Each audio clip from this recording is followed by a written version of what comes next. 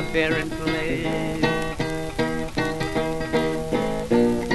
I go with her, I'll fall, I will, to a burying place.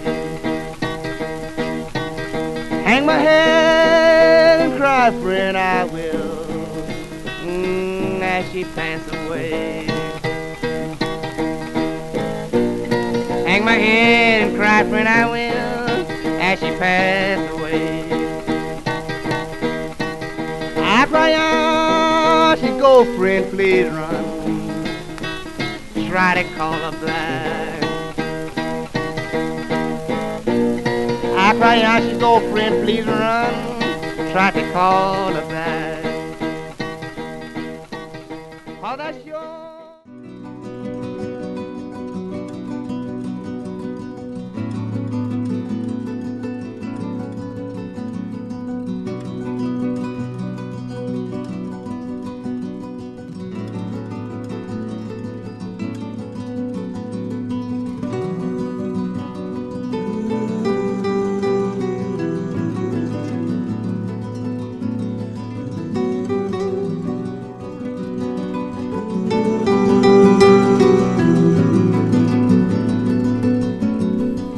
The Mason-Dixon line was a line that divided anti-slavery states and pro-slavery states.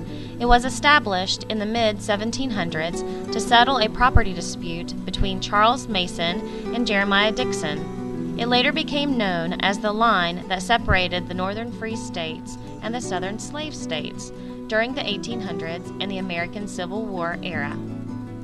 The new fugitive slave law.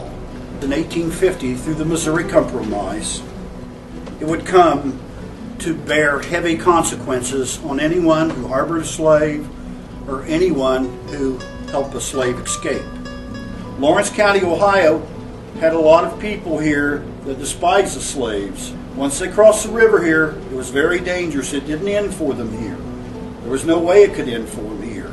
So some of them would have to depend upon these iron masters, as they might call them, as far as John Campbell and John Rankin, who was not an iron master but an abolitionist, depend upon them for their freedom and their safety.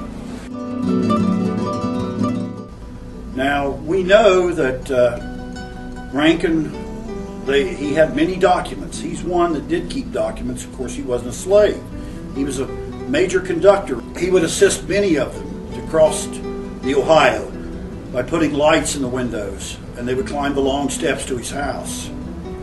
And they would have other conductors headed toward possibly Chillicothe, maybe headed toward Athens County, maybe headed toward Gallipolis, believe it or not. I don't know why they would go that way, but there are some trails that lead to that area.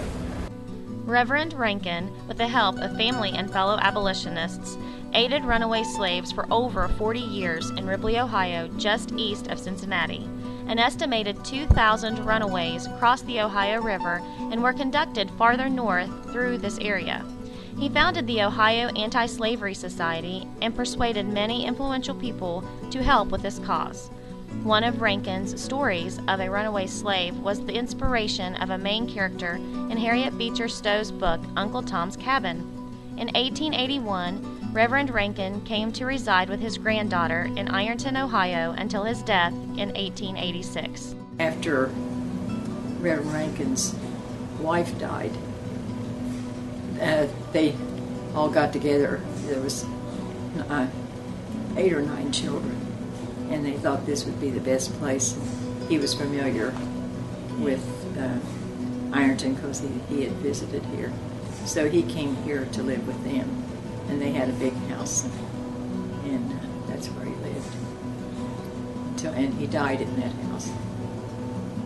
When he died, they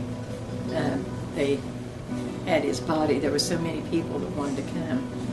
They put his body in that bay window in the front, and people passed by on the outside of the house. What I would have heard is it was just a continuous line of people coming by.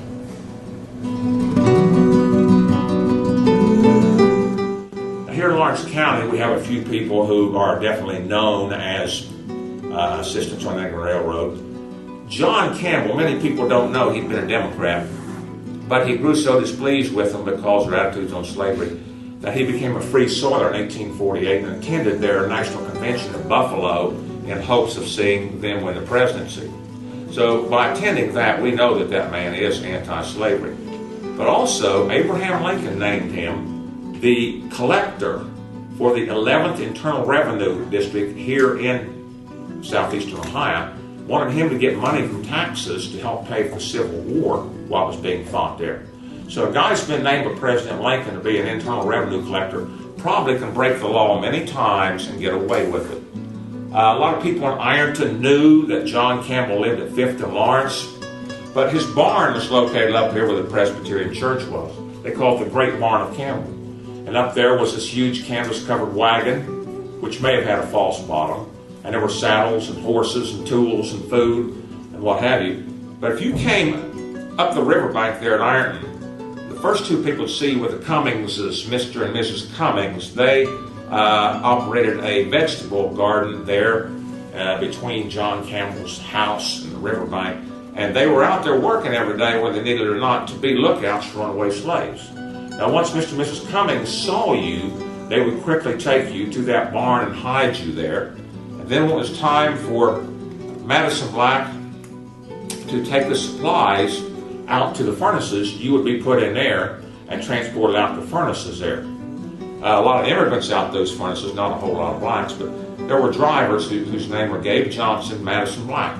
And after the Cummingses saw you and aided you, they would take you into hiding, and then the wagon would roll most ostensibly out to Olive Furnace and deposit you there. Then you'd wait for darkness and walk across the 5 miles out there to Poke Patch, and then you would go on deciding which trail would be cooler for those who came after you. There's also a man here known as the Red Fox, the Underground Railroad. His name was James Deitcher. He had some red freckles, and his complexion looked like that of perhaps a Cherokee Indian. A lot of people thought he was an Indian, but he was a Negro. And he would take people from Ironton along the railroad tracks to throw off slave nappers and take them along the railroad tracks and then get out there and take them to Poke Patch. On record, it's only known that only 2 slaves who ever got as far as Poke Patch were ever caught. And that was a brother and sister, and the slave nappers caught them out there and took them back. Other than that, the record of how many came through there is pretty spotless with those 2. There are different figures for how many people came through there. Some people say 200 came through there. Some people say Deitcher led 75 of them to freedom. But James Deitcher, the Red Fox, Mr. and Mrs. Cummings, the Gardeners, Gabe Johnson, Madison Black, were front people and all black people for John Campbell.